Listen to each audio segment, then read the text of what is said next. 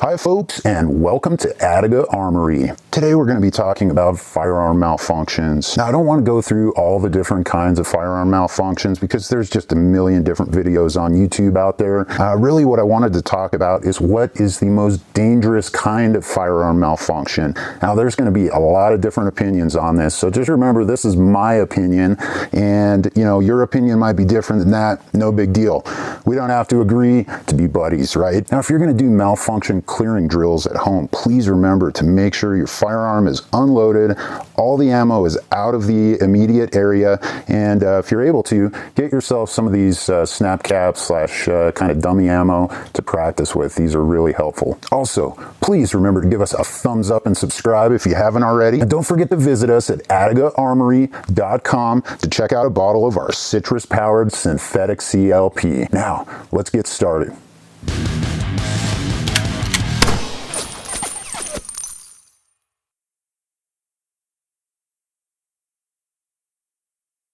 So as far as being the most dangerous type of malfunction, what do you guys think about this? You think a stovepipe, which is kind of a common malfunction, do you think this is one of the most dangerous ones? Personally, I don't really view this as extremely dangerous unless, of course, it happens at the most inopportune moment. However, this is not going to put your gun out of commission for very long. This is basically cleared by going tap, rack, and bang.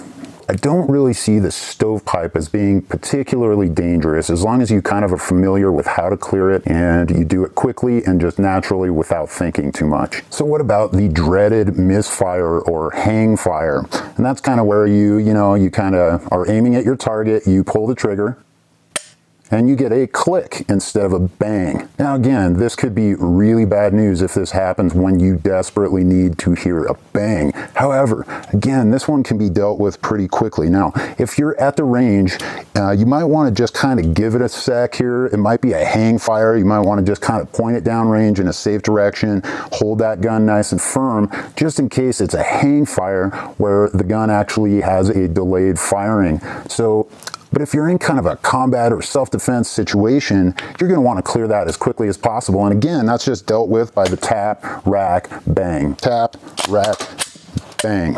Tap, rack, bang. So that's relatively quick. So once again, the misfire and the hang fire is obviously not what you want to happen especially in a very desperate situation, but they can be cleared out pretty quickly and pretty easily. Now, what about a KaBoom? Now, you guys might have heard this term thrown around, the KaBoom. That's where maybe somebody accidentally reloads a double charge of powder and it's just grossly over pressure and the entire gun just kind of bursts and explodes. So do you think the gun just exploding in your hands is the most dangerous kind of firearm malfunction? Sure seems like it, right? But here's the thing. The likelihood of that happening with factory-loaded defensive ammunition is extremely minute. I mean, the factory presses and the progressive systems that they have are really quite well-tuned and well-dialed, and frankly, I've never seen a gun KaBoom with factory-loaded, especially premium defensive ammunition. Never seen it happen in 35-plus years of shooting. So while that would be a catastrophic failure in a defensive situation,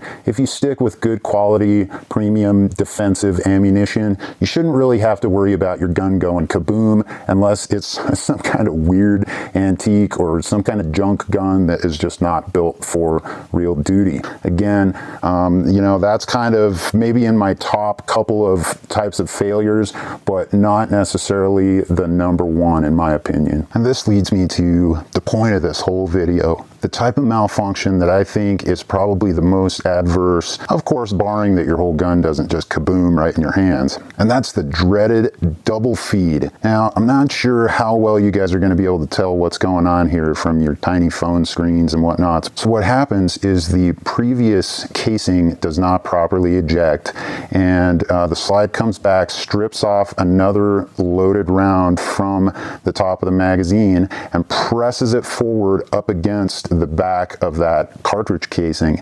And what happens is basically it just binds up your whole gun. You can't move the slide forward to essentially strip out that empty in the chamber. Basically, every time you release the slide forward, it's just going to want to try to grab that new round and shove it into the chamber, and it basically just puts your gun out of commission. And the biggest problem with this type of malfunction is that it cannot be cleared in a quick and easy manner. So if you try to do the tap, rack, bang method, it's just going to sit there and continue to be all bound up like that. The only way to effectively clear this double feed malfunction is to, 1, lock the slide back using your slide stop and slide release.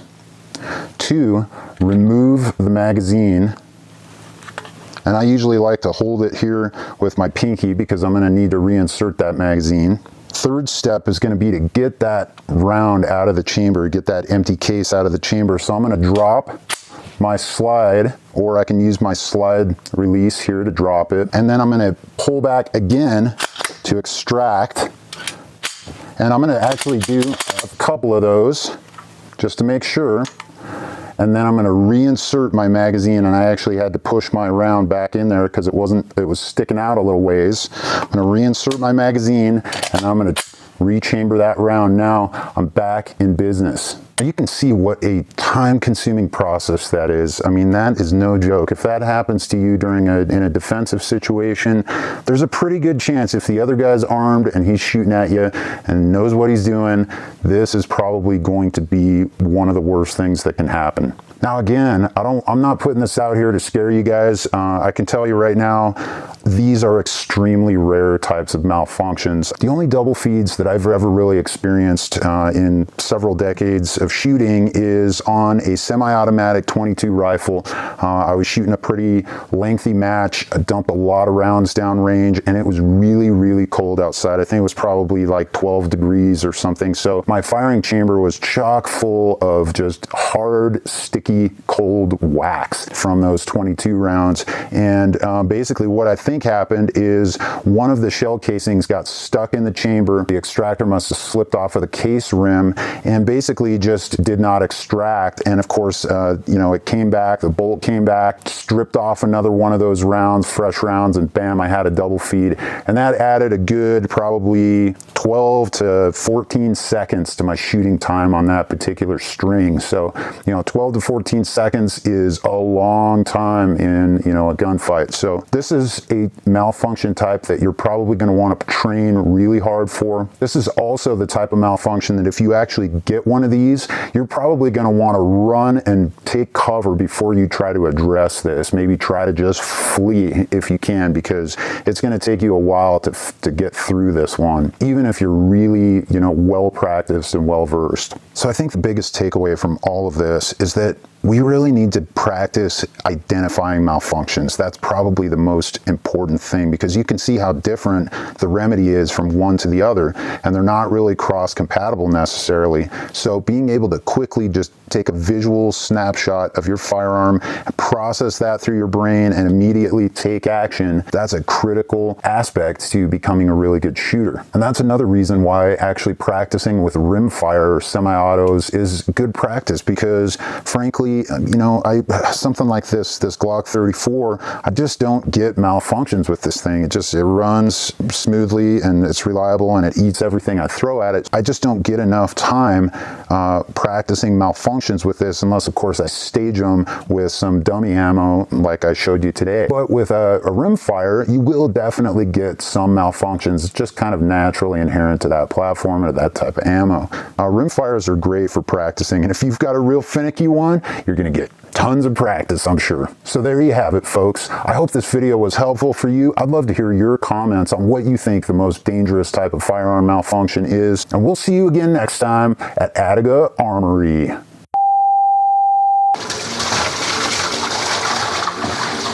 That's a toilet flushing. We're going to want to cut that out.